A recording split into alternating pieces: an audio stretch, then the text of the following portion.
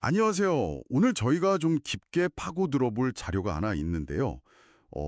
이게 2025년 12월 21일에 있었던 한 강의 내용이거든요. 네, 맞습니다. 주제는 종교의 본질인데, 와, 이 접근 방식이 정말 뭐랄까 기상천외해요. 보통 우리가 종교하면 뭐 믿음, 구원 이런 걸 떠올리잖아요. 그렇죠. 일반적으로는 그렇죠. 근데 이 강의는 그런 건 전부 낮은 차원의 신앙일 뿐이다. 이렇게 딱 선을 긋더라고요. 네. 그러면서 진짜 종교는 대기업의 경영 구조랑 똑같은 원리로 작동하고 그 최종 목적지는 대한민국 국민의 정체성이랑 연결된다. 와, 이런 어마어마한 주장을 펼칩니다.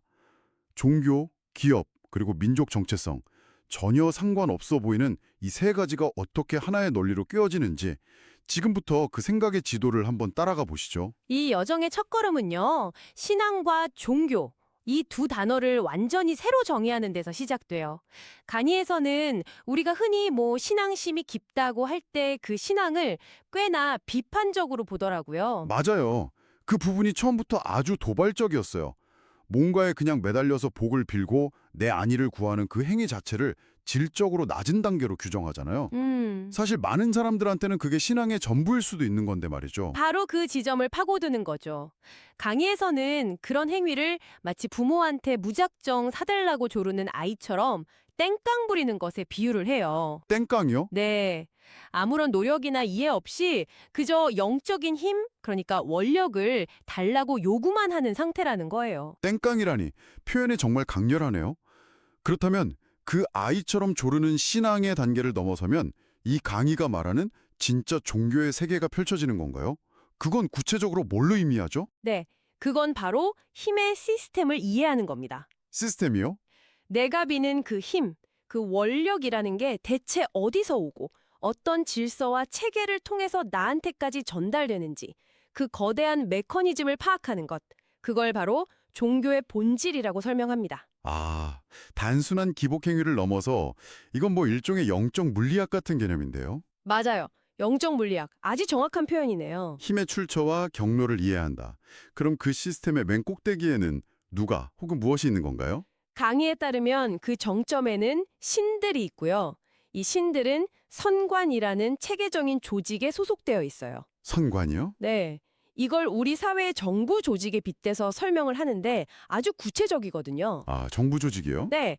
최상위 기관인 본청이 있고 그 아래에 지방청, 그리고 일선 기관인 하위청까지 이렇게 3단계 위계 질서를 갖춘 말하자면 천상의 관청이라는 겁니다. 잠깐만요. 그럼 하늘에도 무슨 중앙부처랑 지방관청 같은 그런 관료제가 있다는 말씀이세요? 바로 그겁니다. 와, 거의 뭐 우주적 대기업의 조직도처럼 들리기도 하고요. 굉장히 체계적인데요. 그렇죠. 그리고 이 구조에서 가장 중요한 규칙이 하나 있어요. 규칙이요? 아무나 이 선관에게 직접 힘을 받을 수는 없다는 거예요. 오직 특정 종교나 조직을 처음으로 창시한 리더, 즉 교주만이. 아, 창시자만요? 네, 오직 그 교주만이 최상위 기관인 본청으로부터 직접 원력을 공급받는다는 거죠. 일종의 독점적인 라이센스를 획득하는 셈이네요. 맞습니다. 아, 그래서 강의에서 진짜 교주는 조상의 도움 같은 건 안 받는다고 강조했군요. 네, 그렇죠. 개인적인 차원이 아니라 시스템 대 시스템으로 연결된다. 그 해석이 바로 핵심이에요. 조상신은 개인적인 차원의 도움이지만 선관의 힘은 시스템 전체를 움직이는 공적인 힘이라는 거죠. 그리고 여기서부터 이 이론이 종교의 담장을 훌쩍 넘어갑니다. 아, 이 교주와 선관이라는 모델이 놀랍게도 우리가 매일 보고 겪는 기업의 세계에 그대로 적용된다고 주장하거든요. 이 교주와 원력 모델이 종교에만 해당되면 그냥 흥미로운 하나의 가설이구나 할 텐데요. 그런데 강의는 이 틀을 아주 예상치 못한 곳 바로 우리 주변의 대기업에 그대로 적용하더군요.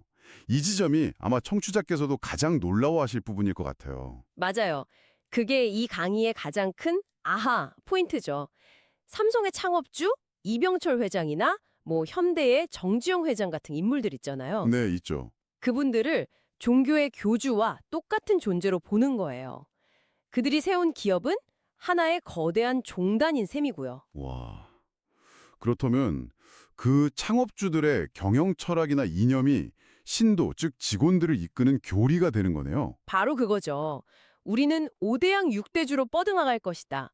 같은 비전 선포가 마치 천국에 도달하자는 종교적 메시지처럼 그 직원들을 하나로 묶는 강력한 구심점이 되었다.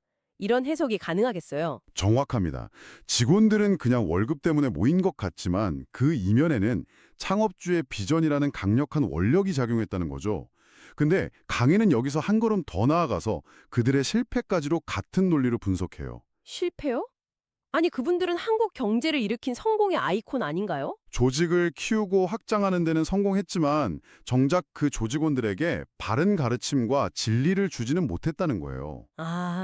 이것이 오늘날 많은 기업들이 방향을 잃고 어려움을 겪는 근본적인 원인이라고 진단합니다. 잠시만요. 여기서 되게 흥미로운 패턴이 하나 보이는데요. 어떤 거죠? 아까 전통적인 종교의 문제점을 지적할 때도 비슷한 얘기가 나왔었잖아요. 강의에 따르면 기업은 직원들한테 어떻게 살아야 하는지라는 진리를 못 줘서 실패했고, 또 좀 이따 다루겠지만 종교는 신도들한테 당신이 누구인지라는 진리를 못 가르쳐줘서 한계에 부딪혔다. 이거 결국 둘 다 똑같은 문제 아닌가요? 와, 그러니까 조직 확장이라는 하드웨어는 성공적으로 구축했는데 구성원 개개인의 내적 성장을 이끄는 소프트웨어가 빠져있다는 동일한 문제점을 지적하는 것 같아요. 정확하게 핵심을 짚으셨어요. 바로 그거예요. 그게 이 강의 전체를 관통하는 핵심 메시지 중 하나죠. 기업은 조직을 키우는 힘, 즉 하드웨어를 선관으로부터 받았지만 그 안을 채울 영적인 소프트웨어를 제공하는 데는 실패했다는 비판입니다. 그렇군요. 기업에는 조직화와 확장의 힘이 주어졌다. 그렇다면 우리가 전통적으로 종교라고 불러왔던 불교나 기독교 같은 곳에는 어떤 종류의 힘이 주어졌다고 설명하나요? 소프트웨어로 받았나요? 아니요. 그들도 온전한 소프트웨어를 받지는 못했다고 봐요. 아, 그래요? 그 대신 그들에게는 아주 특별한 재주가 주어졌다고 설명해요. 예를 들면 사람의 마음을 꿰뚫어 보거나 병을 치유하거나 땅속의 수맥을 찾아내는 것 같은 그런 신비한 능력들이요. 아, 기업이 거시적인 조직력을 받았다면 종교는 미시적인 개인기를 받은 셈이네요. 근데 그게 왜 문제가 되는 거죠? 당장 아프거나 힘든 사람한테는 병 고쳐주는 능력이 거창한 비전보다 훨씬 더 직접적인 도움이 될 텐데요. 바로 그 지점이 전통 종교의 딜레마이자 한계가 되었다는 게 이 강의의 주장이에요. 사람들은 순수한 진리를 찾아서가 아니라 당장 눈앞의 고통, 그러니까 가난, 질병, 불안 같은 문제를 해결하기 위해 그런 재주를 가진 종교 지도자들을 찾아갔다는 거죠. 아, 필요에 의한 방문이었군요. 네. 그리고 지도자들은 그 능력을 사용해서 사람들을 끌어모으는 데는 성공했어요. 하지만 거기서 멈췄다는 겁니다. 멈췄다. 그들을 영적으로 성장시켜서 스스로 문제를 해결하게 하는 대신 자신들의 신도로 만들어서 조직에 예속시키려 했다는 거죠. 문제의 근본 원인을 알려주는 대신에 계속해서 자신을 찾아오게 만드는 구조를 만들었다? 이런 비판이군요. 그렇습니다. 강의의 표현을 빌리자면 고통의 진짜 원인인 당신에게 주어진 힘과 재능을 잘못 쓰고 있기 때문에 힘든 것이다 라는 그 진실을 가르쳐주지 않았다는 거예요. 그 대신 임시방편으로 문제를 해결해주고는 그 대가로 불상이나 십자가에 매달리게 하고 자신들 조직의 역사만 가르쳤다는 거죠. 예를 들면 불교는 어떻게 시작됐고 예수는 어떤 기적을 행했는가 같은 지식만요. 아, 결국 가장 중요한 질문, 당신은 누구인가에 대한 답을 주지 못했다는 겁니다. 정리해보면 기업은 어떻게 살아야 하는지를 못 알려줬고 종교는 당신이 누구인지를 못 알려줬다. 둘 다 절반의 성공이자 절반의 실패를 한 셈이네요. 그렇다면 이 모든 분석은 대체 어떤 결론을 향해 가는 건가요? 이 거대한 서사의 끝에는 뭐가 있죠? 이 모든 이야기는 단 하나의 결론으로 수렴됩니다. 바로 대한민국에서 태어난 사람들의 정체성에 대한 이야기입니다. 정체성이요? 네, 이 강의는 이들을 천손, 천의 자손이라고 단언해요. 갑자기 스케일이 우주적으로 커지는데요. 그럼 대한민국이라는 이 나라 자체가 이들을 위해 특별히 마련된 무대라는 건가요? 네, 정확합니다. 대한민국이라는 땅 자체가 이 마지막 후손들이 태어나고 성장할 수 있도록 설계된 명당이라는 거예요. 명당이다. 심지어 2차 세계대전 이후에 이 나라가 세계에서 가장 가난한 나라 중 하나로 시작하게 된 것조차도요. 이 후손들이 스스로의 능력을 밑바닥부터 증명해 보이게 하려는 거대한 계획의 일부였다고 설명해요. 가장 혹독한 환경에 던져놓고 거기서 살아남아서 정상에 오르는 과정을 통해 그 자격을 증명하라는. 와, 이건 일종의 영웅서사시 같은 설정이네요. 맞아요. 그리고 그 가장 확실한 증거로 지난 70여 년의 역사를 제시합니다.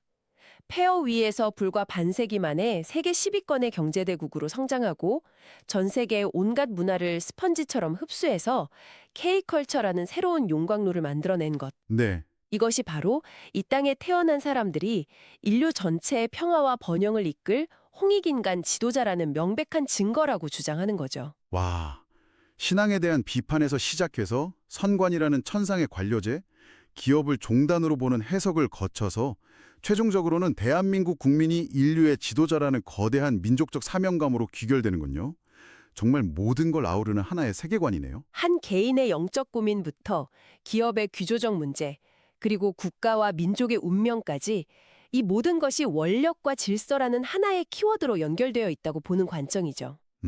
모든 것을 꿰뚫는 하나의 원리가 있다는 굉장히 대담한 시도라고 할 수 있습니다. 이 간이 관점에서 본다면 한국이 역사적으로 세계의 다양한 종교와 사상, 문화를 비교적 쉽게 받아들이고 또 그것들을 우리식으로 막 뒤섞어 온 것도 단순히 지리적 특성 때문이 아니라 천손으로서 인류의 모든 유산을 흡수하면서 성장하는 과정의 일부다. 이렇게도 해석할 수 있겠네요. 네, 그렇게 해석될 여지가 충분하죠.